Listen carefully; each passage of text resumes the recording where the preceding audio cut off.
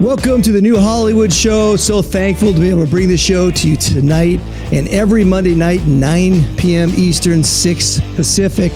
Hey, what's up with projects in Hollywood being harder to greenlight these days? We're going to talk about that today on the show. Are we witnessing the third golden age of television? We're going to talk about that. And what's up with Rachel Ziegler's choice words after the election, huh? We're going to definitely talk about that.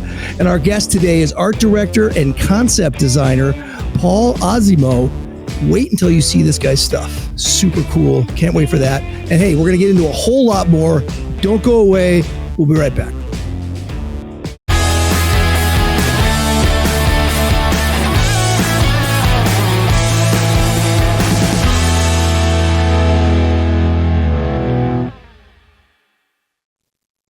Hello, free thinkers, Hollywood professionals, and creatives worldwide. I am Shank. We are Hollywood for Freedom, and this is our podcast to stay connected with you, our community of free thinking industry professionals. And hey, fellow like-minded patriots as well.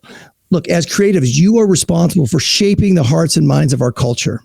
Okay, what you create matters, and what we believe matters. And that is this: we believe that wholesome ideals and traditional values create a healthy culture. All right, we believe in personal autonomy, freedom, and responsibility. Being a free thinker is crucial.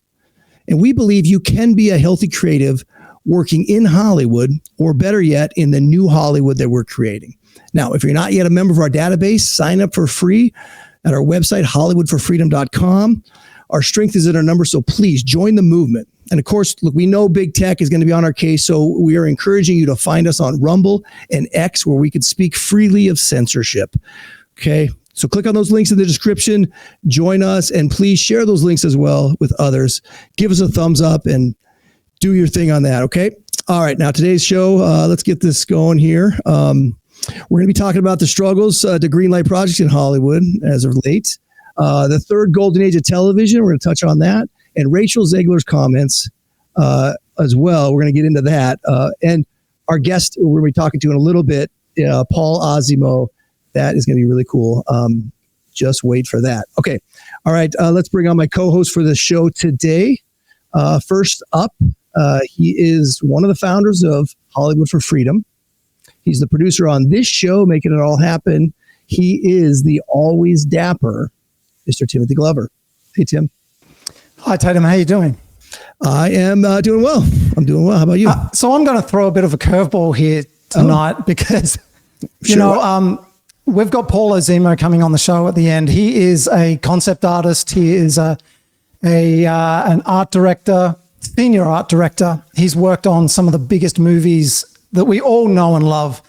And I know that he has worked recently developing his understanding and his capability with AI.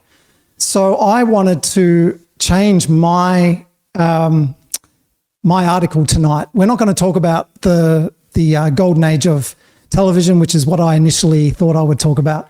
I'm going to talk about AI. So I'm going to leave that with you, Tatum. Hope that's okay. All right. Well, okay, Tim, that's great. Information I could have had 15 minutes ago. We would have all been on the same page, but that's okay. I'm so sorry about that. That's okay. Throw the curveball after the show starts. Not a problem. Love it. We're going to knock it out of the park anyways. Let's bring our third co-host for the show today. Let's see if he's got any curveballs he wants to throw our way. He is also a co-founder of Hollywood for Freedom. He's also a dreaded insurrectionist. Oh, he's the one, the only, Siaka Massaquoi. Siaka. Wow. Hey, what's up? What's going on? No curveballs here, but thanks for throwing that in there for me. I didn't know you were going to mention J6. That's awesome. That's awesome. Too soon? What? It's like, come on. Not soon enough. Not soon enough. I know. It only took us 5 episodes to get into it. So I'm here for it. I think that's actually a great curveball to get into AI. And I'm looking forward to talking to Paul because we've seen some amazing stuff from him. So yeah. I'm excited. Let's do it. Yeah, let's go. That's going to be great. So, let's, actually, I do want to get to Paul as soon as we can. So let's just jump right in, guys, to our news and notes with the good, the bad, and the ugly of the industry.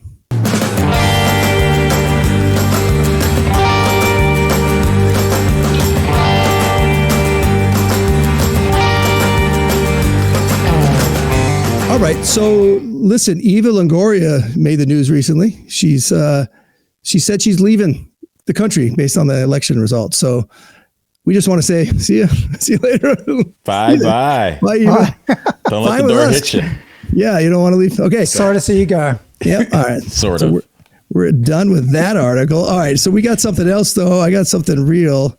I got something real for you guys. Okay. It's an article out of Deadline, green lighting of Hollywood projects. This article, it says, Nicole Kidman says everything is hard to green light now, except maybe not Deadpool. All right. Nicole Kidman says it seems harder to make and green light projects nowadays, especially if there's not big tentpole draws. Everything's harder now, she told Vanity Fair in a news interview. But my gosh, I just wish there was something that we could green light. She says, oh my gosh, yep, this is it. Green light, let's go. Or maybe it's just the things that I do. Maybe. I just think that's the nature of what we're dealing with now. Things are shrinking in terms of shows being done and films being made. I definitely feel it. I'm sure most people in the industry feel it. I know the crews feel it. I know writers feel it. When asked if the increased difficulty scares her, the Academy Award winner answered, yes. Well, I don't know if it scares me. I think it requires more aligning with the right people and pooling our resources and choosing to not spread yourself too thin so that you have the energy and desire to keep moving forward. But it's always been hard. I mean, I started at 14, so I've seen a lot now. Okay, here's my point, guys, on this. Like, Hollywood is getting harder and harder to greenlight stuff. Yeah. Well, less and less stuff is being made, but in our world, we don't even care, right? Because we're greenlighting stuff over here and being a part of stuff that it's just a whole nother culture, a whole nother thing. She says, she's aligning with it's about aligning with the right people. Well, we've got the right people that we're lining up with over here in the new Hollywood, and it's going to explode. It's going to be awesome. And I don't really care really about their problems with greenlighting projects because you know what I mean? Like, we're getting all kinds of projects on this side and getting them greenlit. What do you think, Siaka, right?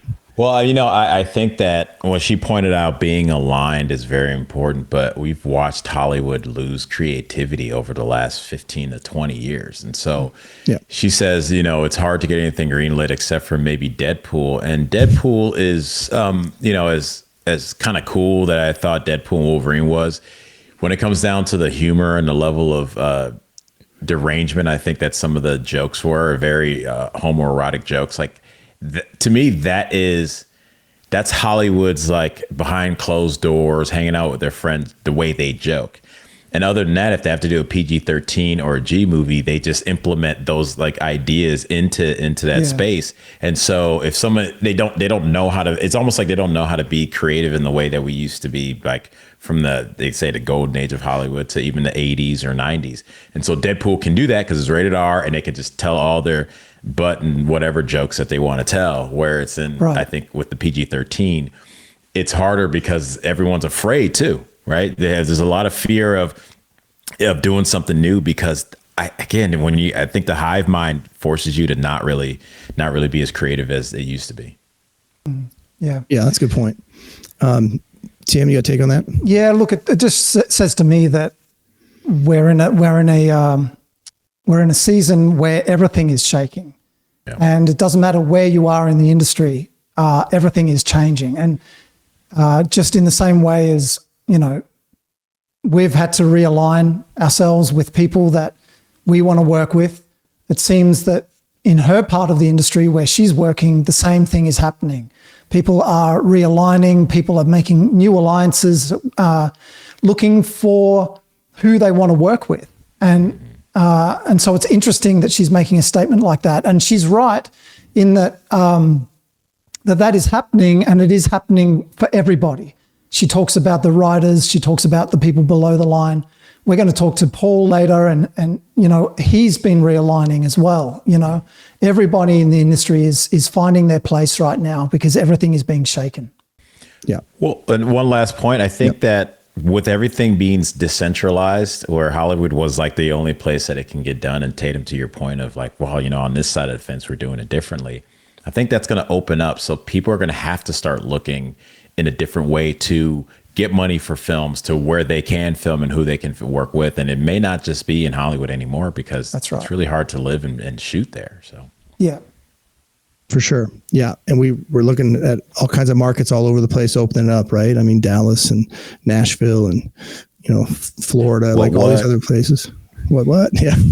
So, but all right. So, yeah, I mean, yeah, greenlighting projects in Hollywood. Bottom line, who cares? We're greenlighting projects outside of Hollywood, in the new Hollywood. There you go. All right. Let's talk about the curveball, shall we? AI. What do you got for us, Tim, with this curveball AI topic? Let's go. Yeah, well, I thought I'd go with this because I thought it was more in line with Paul coming on the show with us tonight. This is from Movie Maker. Ben Affleck explains what AI can be and can't do. Art is knowing when to stop. So Ben Affleck shot down fears of AI ruining the movie business in a detailed but succinct explanation of what AI can and can't do when it comes to art and craftsmanship. He says AI can write you excellent imitative verse that sounds Elizabethan, which is all very highfalutin in what he's talking about, but cannot write you Shakespeare. Affleck explained at the 2024 CNBC Delivering Alpha Investor Summit. He goes on to say his thoughts came in response to a question posed by CNBC Squawk on the Street co-anchor David Faber, who said, is it a benefit or is it a real threat? Is it possible that Netflix could say, we're going to do our own, James Bond thing out there with a bunch of actors that are completely recreated for this market or that market, Faber asked. Then Affleck launched into an incredibly smart take on the limitations and capabilities of AI. A, he says, that's not possible now. B, will it be possible in the future? Highly unlikely. C, movies will be one of the last things, in his opinion, if everything gets replaced, to be replaced by AI. Affleck says, what AI is going to do is going to disintermediate the more laborious, less creative, more costly aspects of filmmaking that will allow costs to be brought down, that will lower the barrier to entry, that will allow more voices to be heard, that will make it easier for people to, who want to make Goodwill Huntings to go out and make it. Then Affleck went on to explain his view that AI has the ability to imitate but not create new art. He says, look, AI is a craftsman at best. Craftsmen can learn to make stickly furniture by sitting down next to somebody and seeing what their technique is and imitating. That's how large video models, large language models basically work. A library of vectors of meaning and transformers that interpret the context, right? But they're just cross-pollinating things that exist. Nothing new is created, Affleck says. Yeah, I thought that was interesting. It'd be interesting to talk to Paul about this, the influence of AI. I know he uses it, and the impact it might or might not be having on the industry. Siaka, you got a take on this? Oh, yeah. I think Ben is completely wrong. I think when it comes down to Hollywood, this is going to be how they're going to mass produce product content for things like, if anyone want to watch the Patrick Bet-David episode with one of the Baldwin brothers was on there, and he was talking about the death of the Hollywood machine and how AI is going to come in there because they're losing story creativity.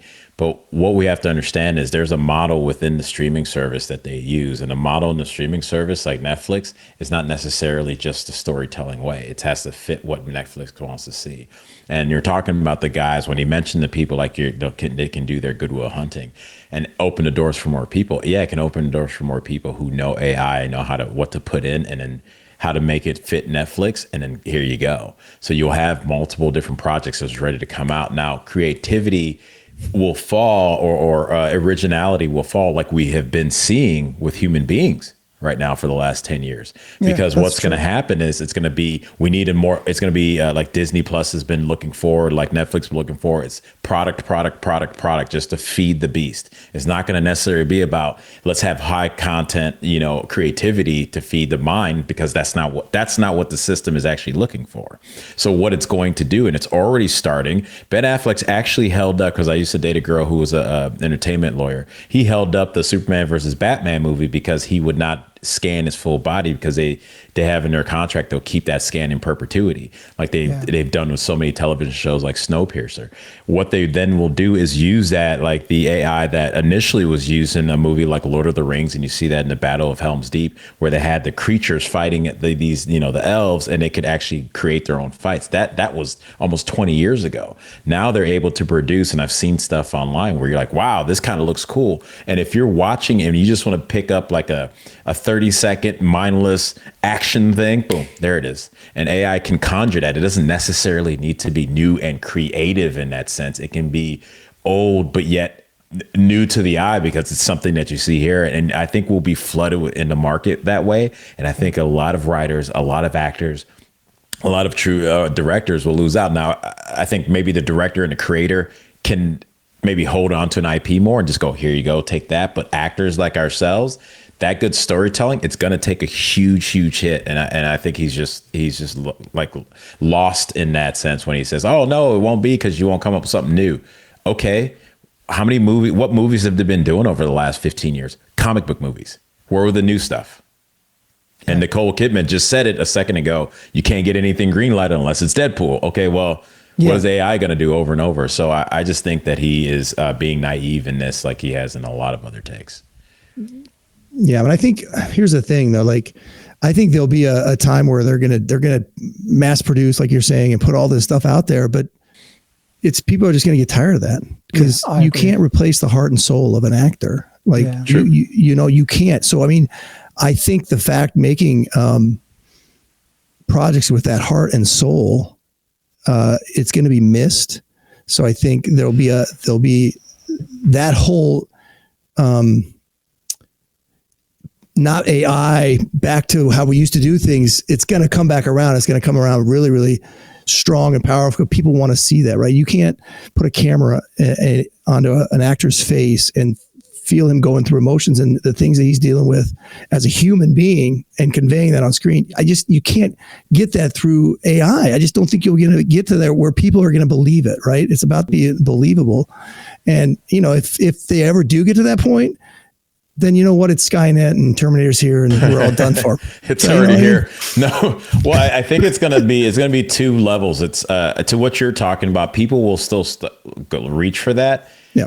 But again, these streaming services and needing content after content after content, it will be like you could go and make a homemade meal, and a lot of people will enjoy it. People come over and do Thanksgiving, they'll still enjoy it. But fast food restaurants will still be on every corner, and chips will be easy to grab at 7-Eleven. Right. That to me is going to be AI. So yes, you can't replace that, but the scale of that personal actor, and I think that scale is going to fall down only because they're just going to be hitting with so much content they need to get out. It's going to be like fast food. It's not going to be, filling in the same way that traditional, going to a play, we see plays are still, I think, still more impactful when you go to a live show than even seeing a movie. Right. But where's the scale of live stage that has lowered? So I think it's going to change it. It's not going to be the same amount of money and opportunity in the personal stuff, but hey, you lower your lifestyle, you can still be an actor and a creative and bring something soulful. Well, maybe the stuff that is made authentically will be actually more expensive. I mean, just thinking about your example about going to the theater. I mean, going to the theater is not, it's not your everyday average form of entertainment. It's a very, it's an expensive thing to do. It's a privileged kind of entertainment. Maybe it'll become a little bit like that. I don't know. Well, let's talk more about it with Paul when we get him on the show here in a few minutes. There's one more article to cover here. Rachel Ziegler's comments. Is this you got this, Siaka? Yeah. Oh, Rachel. All right. Just from Parade Magazine. Snow White star Rachel Zegler's bold political message sparks backlash. Like, I love how they call it bold, but when we said anything, it was just hateful. Anyway, Rachel Zegler is catching some heat from her recent politically charged post. The actress and star of Disney's new live-action Snow White took to social media after the 2024 election to condemn Americans who voted for Donald Trump. And now some people are wondering if the fiery posts will have any consequences. Following Trump's victory over Vice President Kamala Harris, Zegler, 23, sent a scathing message on her Instagram stories expressing her hope that Trump supporters and Trump voters and Trump himself never know peace. She also spoke about a deep, deep sickness in this country that is shown in the sheer amount of people who showed up for this man who threatens our democracy, calling it a foolish subscription to a false sense of security and masculinity, of intelligence, of patriotism, of humanity.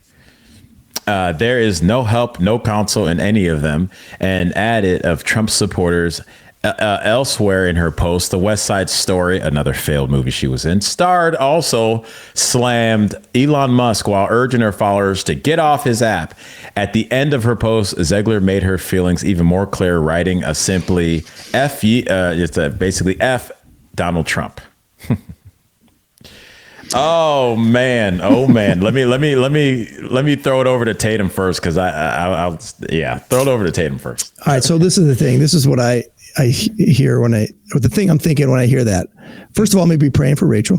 Yeah. There you go. There's just this heaviness and this anger and this it's a sickness, right? It's that spiritual warfare that people just don't realize. Like, even when Biden stole the election 4 years ago, I never wished his followers and the people that actually voted for him, not to mention the 17 million, the 17 million disappearing. Yeah.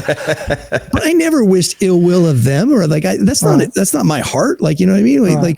We got the election stolen. It was frustrating. It was wrong, but I'm not I hope they never have peace in their life. No, that's horrible. What a horrible perspective. What a horrible way to go through life. Just that confused and vicious towards people that you don't even know, right? Crazy, right, Tim? I mean, I agree. Right? I mean, that's crazy.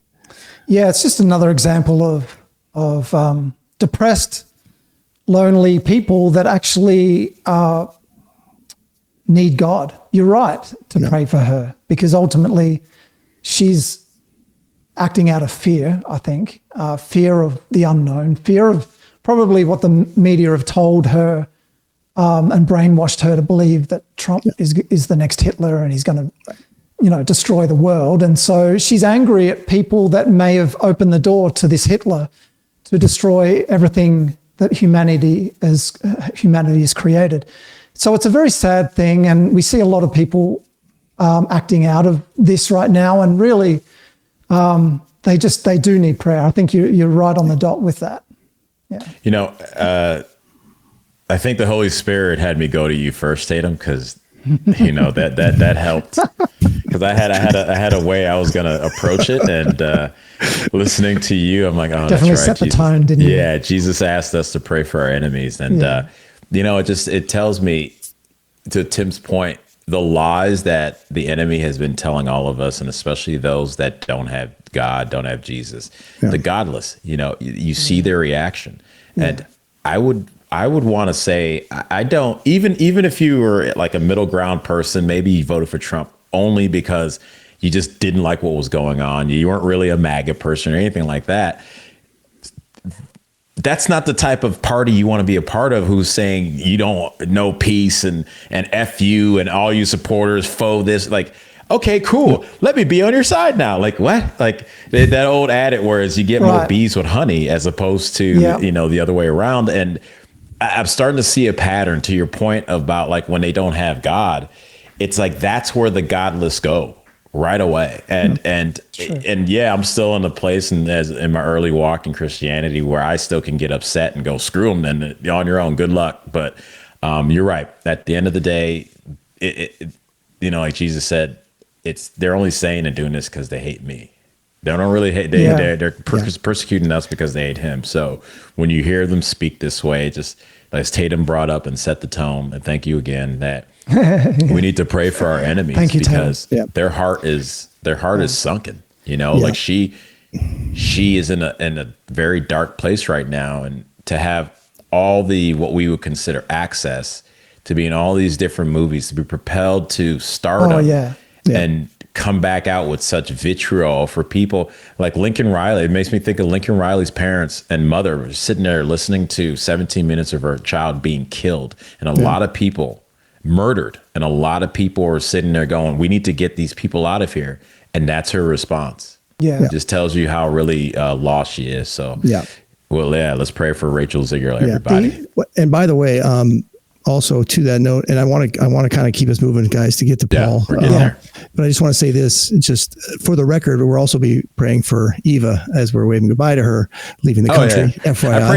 I pray she gets to wherever she's going very safely. Pray for safe travels, travel mercies, and all that. And listen, okay, look, we're going to go to a break here, and then we're going to get Paul on right after this.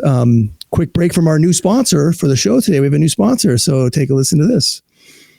Experience the purity of God's creation with Serene's all-natural essential oil blends. Each blend, carefully crafted with the finest essential oils, is designed to support your well-being and bring a sense of peace rooted in His presence. Let the essence of Serene draw you closer to a life of harmony and grace, reflecting the beauty of the Creator. Serene essential anointing oil blends are handcrafted, prayed over, and made with 100% pure and natural ingredients in Los Angeles, California. Serene essential oils are crafted for versatile use, whether anointing your space, praying for the sick, enhancing health and well-being, or creating a calming atmosphere to rest in His presence. Each blend is a tool for blessing others and inviting peace into every environment. The anointing oils come in 10 milliliter roller bottles and are crafted with love. When you buy 2 or more, you will receive free standard shipping using the promo code H4F. So make sure to try the new best-selling Hollywood Hope blend crafted with lavender and lime, and to remember to pray for Hollywood. Order Serene today. All right, so thank you to Serene Oils for sponsoring the show. Look at this. We have one little bottle right here for you. Look at that, the Hollywood Hope blend. There it is. Pray for her. Thank you for sponsoring the show, Serene Oils. Really cool. That's cool. We should be anointing Eva and Rachel and all those people as they head out of the country. All right. Okay. So listen, if you're an industry professional or a supporter of Hollywood for Freedom, make sure you're going to our website, joining the database for free at hollywoodforfreedom.com. Make sure to click on the links now as well to join us on Rumble and X. And don't forget to click the follow button for notifications of our weekly show. Okay. All right. Today's guest, Paul OZZIMO, with design contributions to over 70 feature films and television projects, including Avatar, Way of Water, The Avengers, Infinity War, and The Mandalorian. He has been creatively involved with many of the highest grossing films of all time. He is currently designing for the Emmy-nominated series Fallout for Amazon Originals. He currently lives in Huntington Beach, California, with his wife, son, and his 100-pound Labrador. He enjoys a good coffee and long one-wheel rides. Okay, Paul, welcome to the show, buddy. Yeah. Hey guys. First of all, let me say thank you to Tatum, Tim, and Siaka. Your show, Hollywood for Freedom, is long overdue. Long overdue. Yeah, well, we know that. We're about 2 years behind. We should have got this thing out a while ago. No, Tatum, it's thank you. But thank you. Yeah. I agree. He goes, oh, we know, we're great. Yeah, We've been saying that forever, Paul. We've been saying that forever. No, thanks. But wait, I don't want to miss this. I gotta ask you right out of the gate. One-wheel rides? What are we talking about? A unicycle? A one-wheel. You've seen this thing. It's a wheel. Oh, it's there's a board on either side. You put your feet on it. Yeah. It's been deemed the most dangerous vehicle ever created. Okay. Really? And it's the funnest thing ever. Wow. Okay. Cool. You gotta, because I'm old school, Paul. I'm old school. Is this guy riding a unicycle around the beach? What's this guy doing? Call to make sure you have good insurance, and then come on out, and I'll put you on one. And we'll go for a cruise. I think there's at least one time every episode Tatum shows his age. Like there's at least one time every time. It's like totally. Email. What is that? No. Oh man. Oh, I'm a sucker for punishment over here, Paul. Yeah. I'm also it's all right. One for old school, and I'm also yes, I'm showing my age. That's fine. Okay. I agree. Anyways, Paul, let's talk about you. Tell us what we mentioned your work for Fallout, but you got done some amazing stuff, man, over your career. Like this is incredible. Like some of the art and stuff I'm looking at have been behind. Just tell us, like, how did you get started, and did you always have kind of a love for creation and design and that kind of stuff? How did that come about?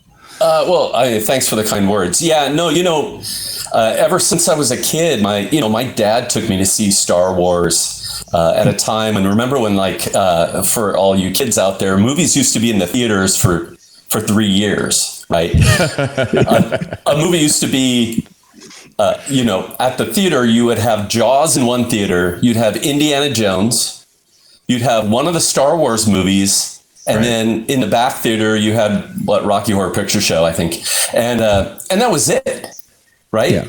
Movies stayed in the theaters for a long time. You would say, "Hey, let's go see Star Wars this weekend. Hey, let's go catch Blade Runner," and then so that was sort of where I started. I remember standing in line, going to see Star Wars. My dad said, "You got to see this movie." And that was it. I mean, that was the beginning of it for me, really. That was the time when I transitioned from watching movies to saying, how did they do this, right? The snow walkers, how did those things move?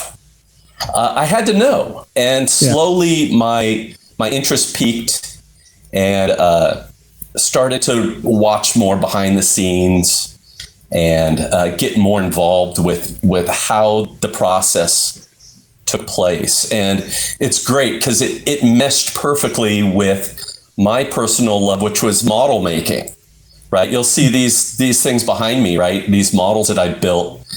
And as a kid, I would put stuff together. I would build with Lego and create, there were no Lego sets that were branded Star Wars. There was none of that. You had blue and red and white, and you wanted to make something, you just put a shape together and then you had a thing, right? So, so that was the days before you had things that were branded. And we had to create our own stuff. We had to learn how to use creative tools, airbrushes and sculpting, a wad of clay and making a shape and sitting in the garage for hours and learning how to make shapes and things. And so that was a preparation for me.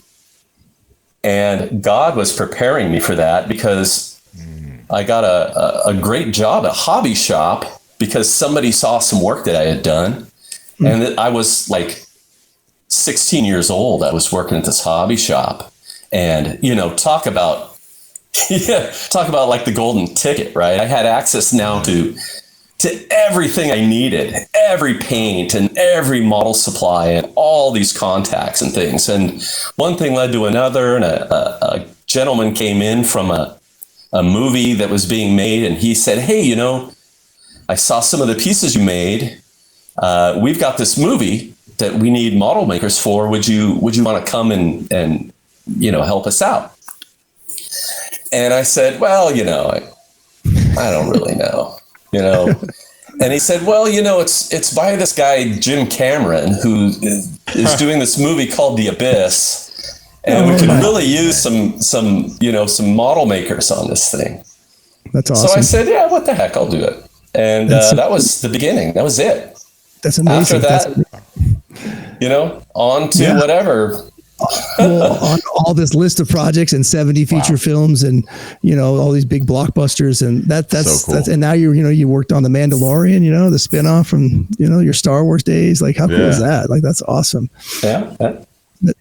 What was that like? Like, you're now, you start off, and we've heard the story so many different ways, how Star Wars really ignited so many young people at the time's imagination and creativity.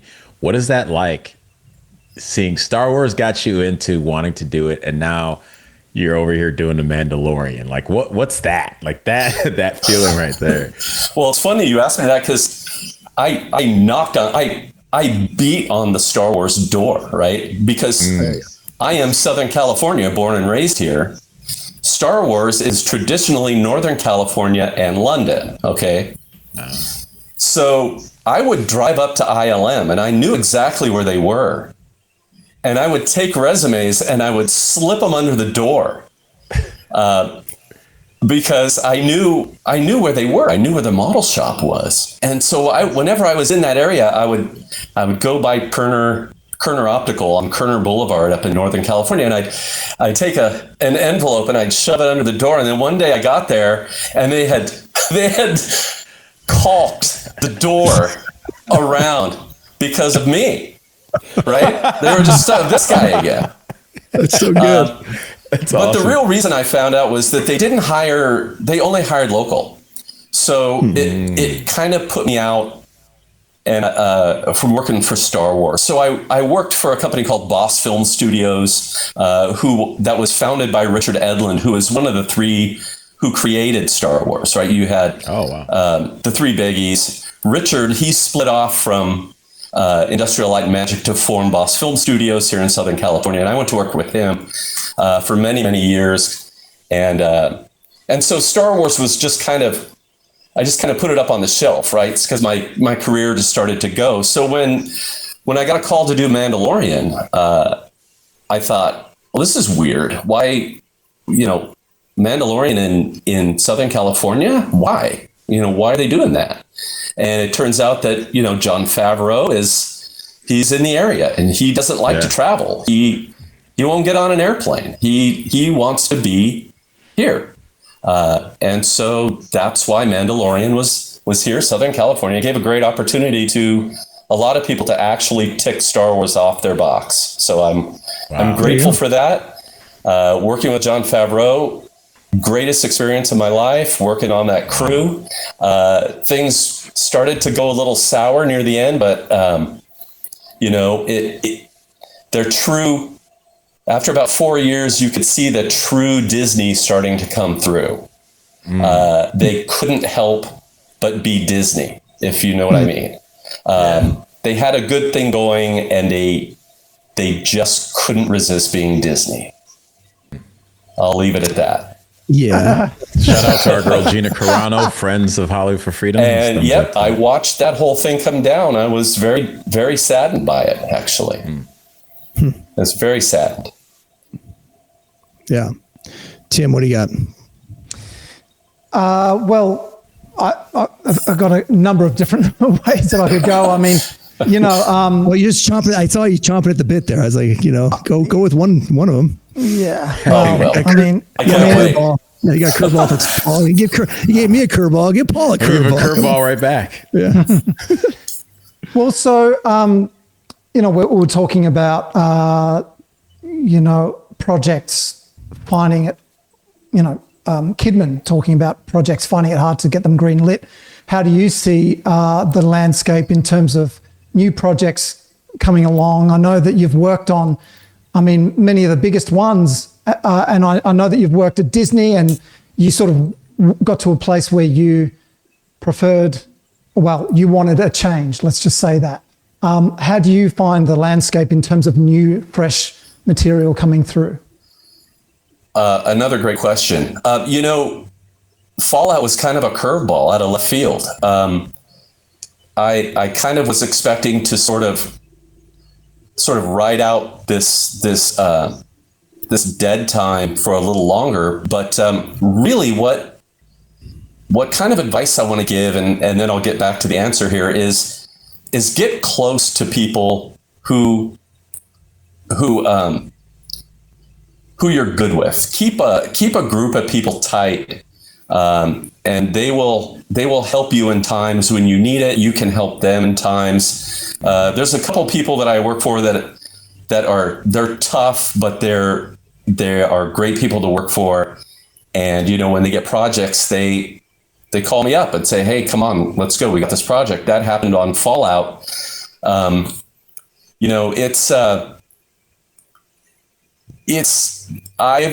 have friends of mine who have been out of work now for going on 3 years, and they are some of the best talent that I've ever met.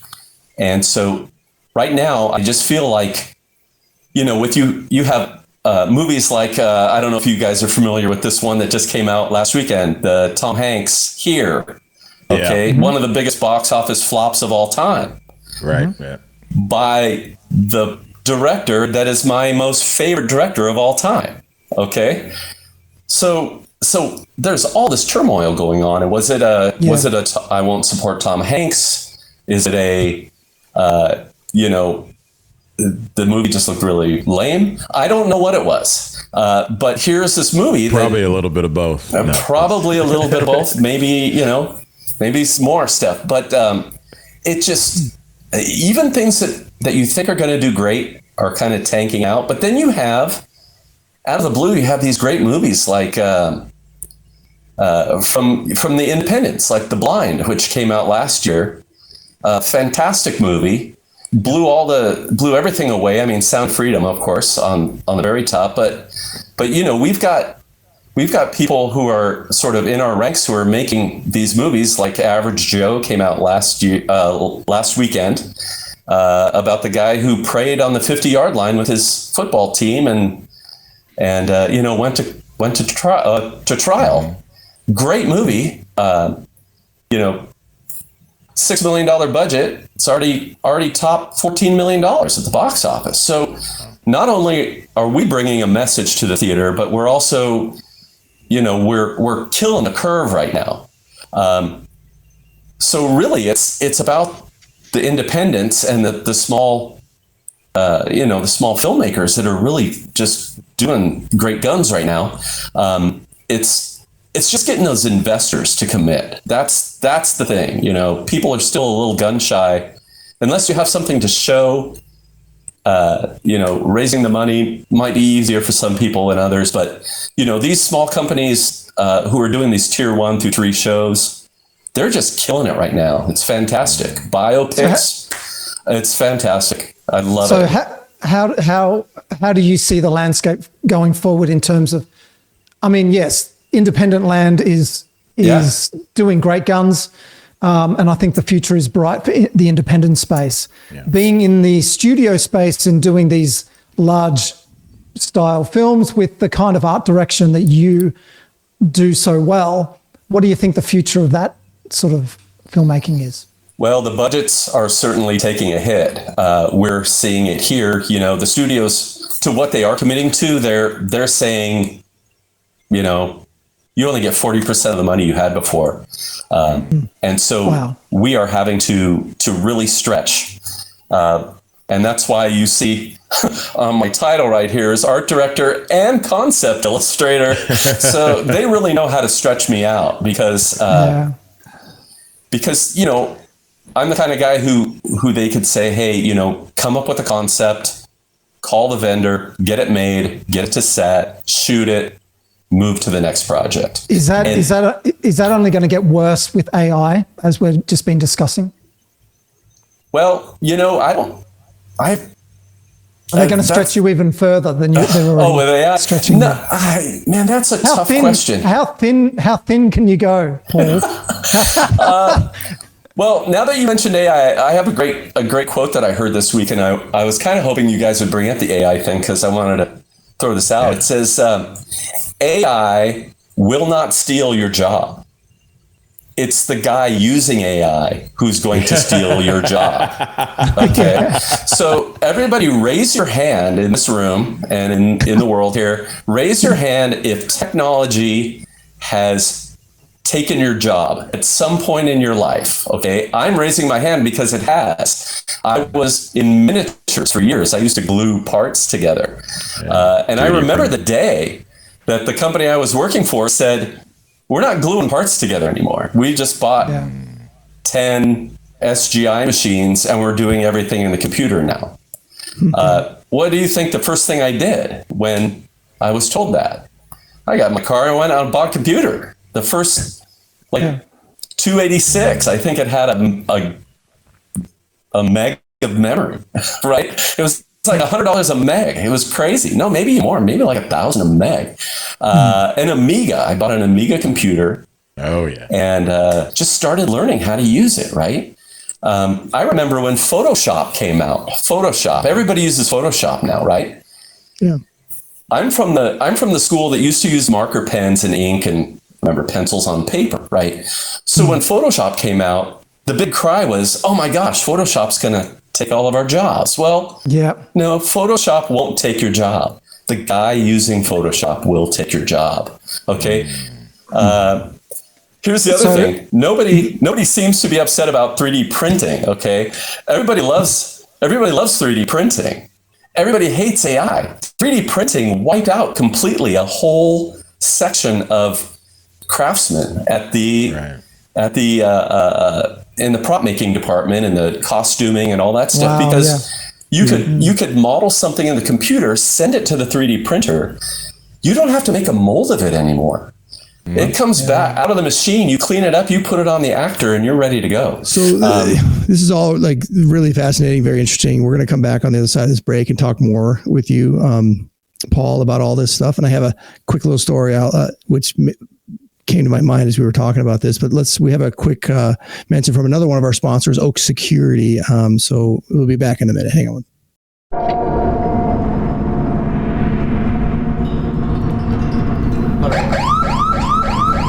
Crime is on the rise. Secure your home before it's too late with Oak Security. The Oak Security team specializes in alarms, video cameras, access controls, gate entrances, emergency alert systems, and all your security needs. Prevent a break-in and install your Oak Security system today. All right, Oak Security, Southern California. If you need a security system, call Oak Security and the boys over there. They're awesome, fellow patriots. Okay, and if you have not yet joined the database, if you're an industry professional or a supporter of Hollywood for Freedom, you can do that at hollywoodforfreedom.com. Go there, join the database for free, and you can click on the links now to join us on Rumble and X. And don't forget to click the follow button for notifications of our weekly show. Okay, so Paul, a real quick story when you were talking about all this, like, whose job's taking this job and that. My dad used to build houses when I was growing up, and he would draft and draw all the blueprints by hand. Every house he made was different. It was a different blueprint. Yep. Now all of that stuff is done, on computers, and he would be like 3:00 in the morning drawing plans for the house, and then you go out and build the house. It was, so that's like a skill that, what I mean? Like, people have skills, like you've developed skills to do what you're doing. And now here comes this threat of AI to kind of take over. And like, you're kind of just this balancing act. So, is Skynet just right around the corner? Terminator? I hope so, man. I can't wait to see those robots. I want one of those dog ones, that walks around, protects Trump. I want one of those, man. They've been developing that since 2006. No.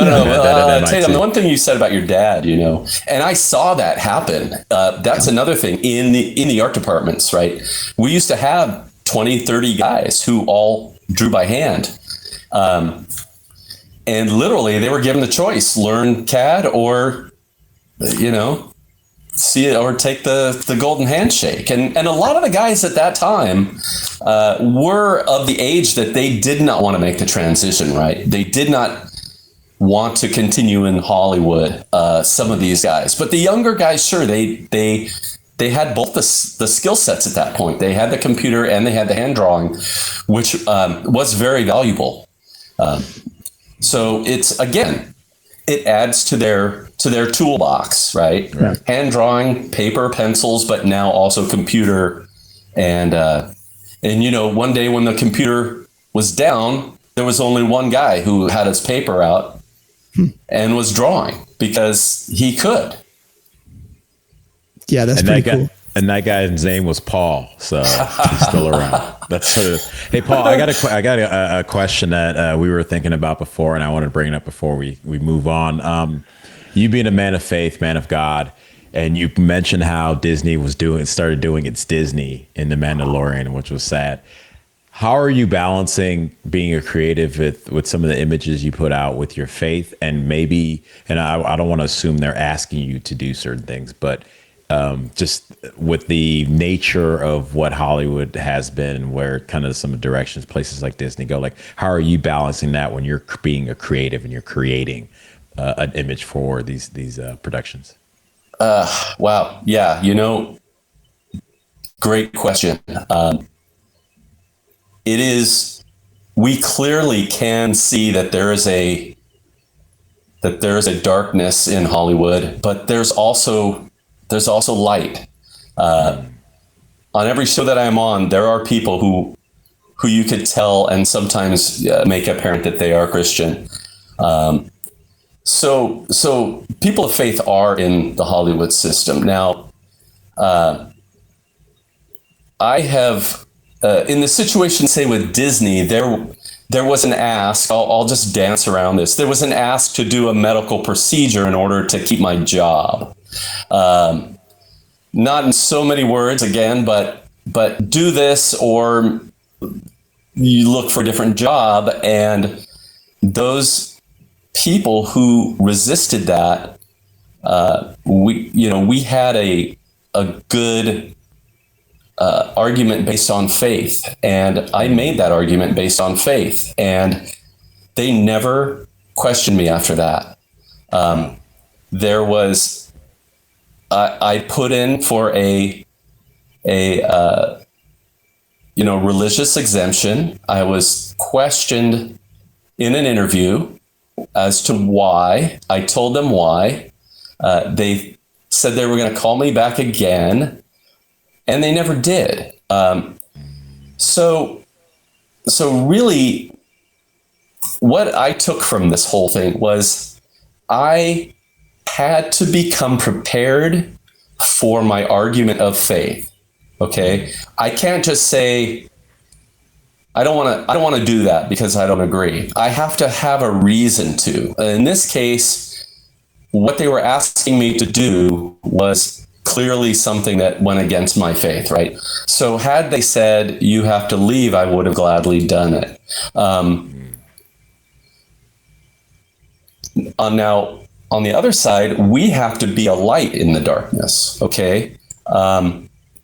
So we have to act in a way that shows that we are not the same as everyone, or we have to be, it's as easy as getting on time, being the last one at the door, being the first one in the door. Like is that what you need? Like yes, I'll have it for you tomorrow at 3:00. No problem, right? Living up to your promises, delivering on time. Wow. Somebody asks you to do something, you figure out how to do it. Being that person who's highly reliable. And that also, I want to sort of blend in something with this too, is being the Ecclesiastes guy, right? Be the Ecclesiastes man. I love my job, and I read Ecclesiastes and I go, oh my gosh, I struggle with this stuff every day, but God in Ecclesiastes Solomon writes it, Ecclesiastes 3:14, I think it is. Yeah, I got it written down here. He says our pleasure is in our toil, right? And that's God's gift. God has given us a gift of being a filmmaker, being a painter, being a dancer, being having a voice, right? If we are operating in God's gift, we are going to operate differently than somebody who's not operating in God's gift. Yeah. Okay. So when I go to the studio every day, I feel like I'm operating in the gifts that God has given to me. Or if I get into a situation, I go, God, what do I do? What do I have to do? And I just stop and I think about it and pray. And sometimes I get an answer like, do this, do that, or just wait, or whatever, so we as entertainers who are operating in God's gift, it will become apparent, to people. And there's times when I've been on set and I've discovered that somebody's a Christian or something, and suddenly we have that connection, and it's a wonderful thing. It really is. And so I just want to encourage people, and I pray for Miss Ziegler, and I pray for her to read Ecclesiastes, because she will never know happiness apart from God in her creativity. Solomon longed for happiness through his creativity, parks and gold and statue, all these things. But all of those things made apart from God will never bring us true happiness, right? So those who are operating in that true operation of God, operating in our gifts, we could be in a dark place, but we are still the light. Fallout is not exactly the most wholesome show that I would choose to be on. However, I've made some great relationships there, and I think they'll be lifelong relationships. And it's just trying to be a light there. Yeah, and that's great. Like being the light. Like for years and years, just being in the entertainment industry and trying to be that light in the darkness. I mean, it's shifted for me now. First of all, congratulations on being the only person I heard of that's actually had a religious exemption, accepted. It wasn't accepted. Well, it was not accepted. They just sort of just let it go. Yeah. They're like, congratulations for being the only person I've heard of having a religious exemption shelf and got to keep their job. So, but here's the thing, like we're now a light outside of the industry. And I think the bigger we grow and the bigger we make our light shine into the darkness from the outside, that's then we could pull people out, right? Instead of being in the darkness, trying to shine from within, now we're outside creating this whole other new Hollywood, if you will. And we're going to draw people out by the power of that light on the outside. That's kind of how we're kind of operating here on this end. But this is really good. I love that, you're a man of faith, Paul, and like you lean into that, right? It's so needed. It's so like, it's all of us here on the show. Like we lean into that, right? And it's God first, Jesus is our savior, and he's the one that's given us these talents and these gifts. And just like he's given you certain talents and gifts. So keep using those, right? And keep being that light wherever you're at. That's good for you. There's no question there. I was just saying. Sorry. I thought you had. Yes. You just cut that Good job. out. Hey, keep loving Jesus. That's basically what we got to. All right. No, what do we got? It's good stuff. So look, hey, Paul, this has been fascinating. I'm sure we could talk more and more, but I want to get to our next segment. I want to hold you through on this next segment. I think we're going to have a little more fun here. This is our Blast from the Past segment. So hang with us here and let's do this. Good morning. Morning. Axel Foley. That's what it is. You are Terminator, right? Yes.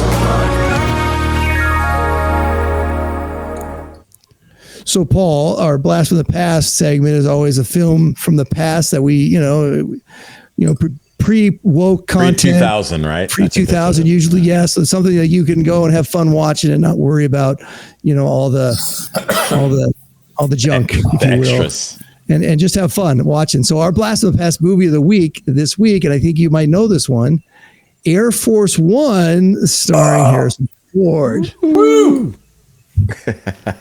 Now, correct me if I'm wrong, but great movie, fun, really a lot of good action there.